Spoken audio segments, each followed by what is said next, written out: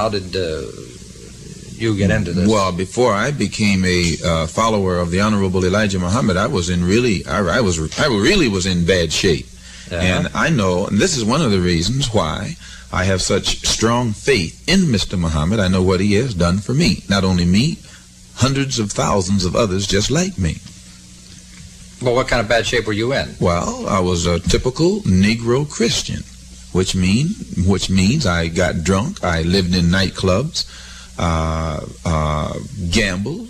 You think all Negro Christians do this? I have a very good friend who was voted mostly one of the outstanding 10 young men of the country, who is a Negro clergyman, and whom I have great and wonderful respect for. Excuse me. You'll find many Negroes who don't do this, but I think your sociologists. You were a typical Negro Christian. I think your sociologists blow up the fact that in the Negro community is the most crime, the most dope addiction, the most prostitution, the most juvenile delinquency, and the most mothers, unwed mothers.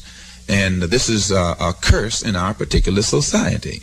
And I was a part of that. And but after hearing the teachings of the Honorable Elijah Muhammad, I was able to pull myself away from it, along with hundreds of thousands of other black people in this country who were in that same trap, who have also pulled themselves from it.